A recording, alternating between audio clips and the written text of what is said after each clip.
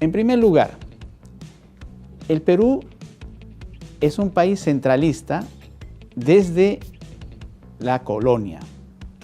Cuando el Perú se libera de la colonización española, hereda un Estado centralizado por razones de administración colonial. Es decir, la corona necesitaba recaudar impuestos y es por eso que concentra su aparato estatal en Lima y en las 9 intendencias que tenía el Perú.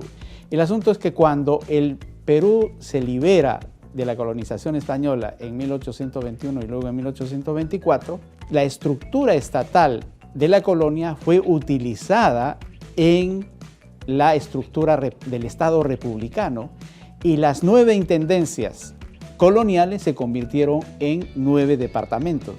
Lima se convirtió en la capital y el Estado siguió teniendo la misma estructura nuevamente para recolectar impuestos, porque un Estado necesita recolectar impuestos para poder hacer los servicios, dar seguridad, dar justicia, etc. Este es un tema que perdura hasta ahora. Esto quiere decir que la centralización o el centralismo estatal es un problema de carácter institucional y político y significa que las principales decisiones y el poder de tomar estas decisiones están en el nivel más alto de gobierno, es decir, en el gobierno central. Por eso que cuando hablemos de la descentralización, la idea es corregir este Estado centralista en uno descentralizado. Pero eso no es todo. La República transcurrió con varios episodios, pero un episodio importante fue la crisis de los años 30 del siglo pasado. A partir de ese momento, en América Latina los países comenzaron a industrializarse porque la industria del norte estaba en crisis.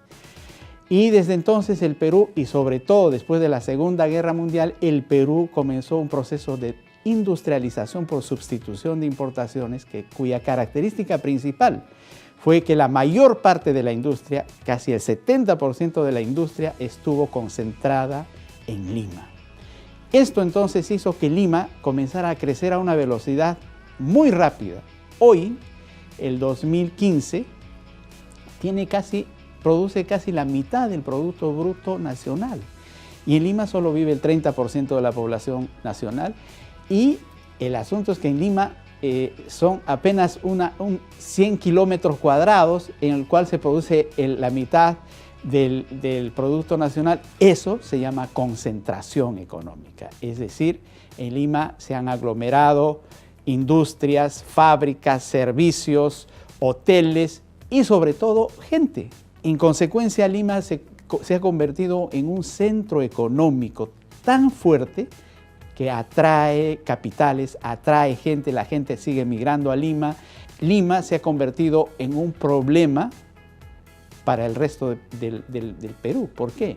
Porque su tamaño es tan grande que inhibe el crecimiento en otras regiones. Es más difícil competir con industrias grandes cuando uno quiere hacer una industria pequeñita en algunas regiones. En consecuencia, el problema de la concentración económica es un problema del siglo XX. El problema de la centralización es un problema del siglo XIX, que se han juntado a comienzos del siglo XXI y han generado un país en el cual la concentración económica en Lima tiene además la centralización del gobierno central en Lima, que es donde capta la mayor parte de impuestos, casi el 80% de impuestos los cobra en Lima.